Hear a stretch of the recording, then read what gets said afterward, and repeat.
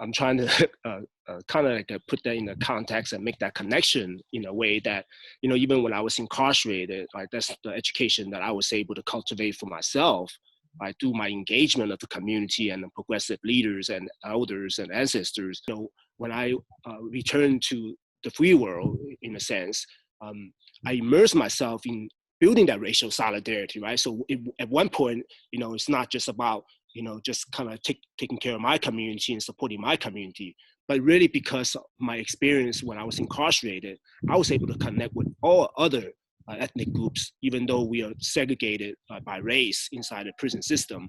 But I was able to really defy that, right? So I challenged that, the segregation, was able to build a meaningful relationship. And I took the same value out here to the streets, where I'm able to connect with different communities and working with different communities, right, in San Francisco.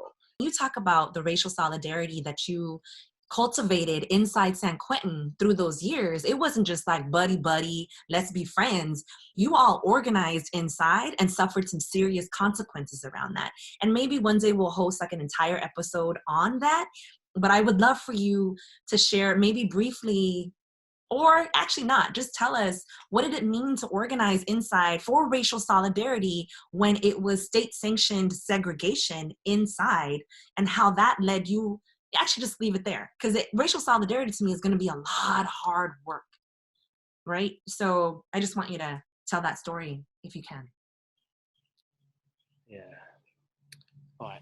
So for me, definitely, while I was incarcerated, right, we are forced to really live in close quarters, right, in this prison that we are confined in. Right? Whatever prisons that we go to, we get confined to just that space. However, the prison is a microcosm of society, right? So because we are in a small quarters, we're forced to have to live with each other and survive together.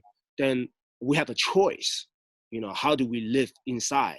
Even though the administration is doing very hard to segregate all of us, right, to be able to contain us and control us, then because I was able to really understanding the importance of building relationships and connecting with other people, then I was able to really reach out to individual and humanize them as an individual, because I wanted to do the same to me, right? So, and then as part of the building that kind of racial solidarity within the prison system and organizing, it's, there are different ways. For us, breaking bread is one of those things that creates racial solidarity, right? So we would be sharing food with each other, right? So some of the food, like I always remember the story about the fried days, right? Fried days is a black bean fried days is a canned good that, it's a fried fish.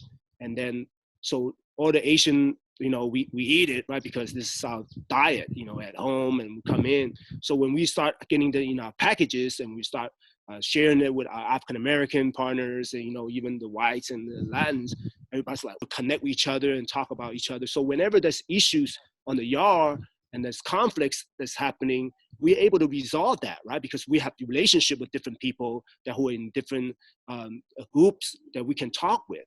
Right? Instead of resorting to violence, that we're able to really come to terms to have some sort of kind of like a mediation, because the relationship we were able to build.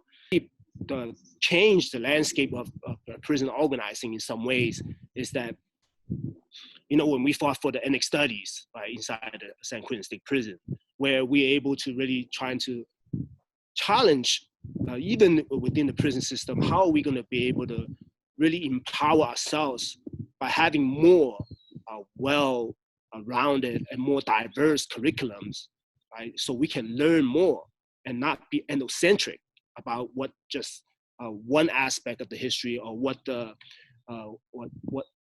required general requirement for you to get an associate of arts degree or a bachelor's degree, right? But really trying to expand the mindset of individuals. What I love about what you're saying and what you're emphasizing is building community has always been kind of the fundamentals around this work.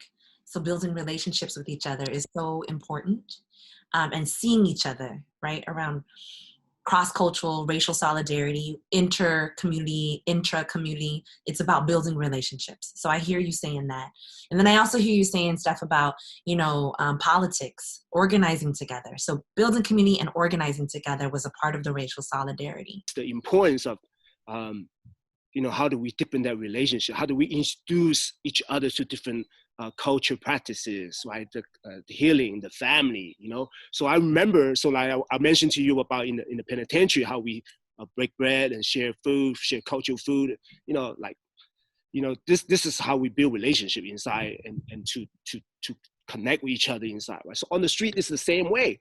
I just remember out in the Bayview, we started the Bayview Youth Advocates Program, right?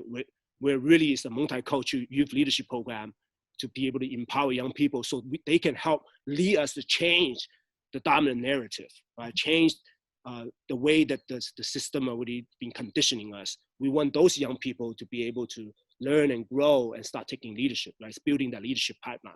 So as a result of some of the violent incidents that happened, in the community, we were able to respond by having annual events, right, to celebrate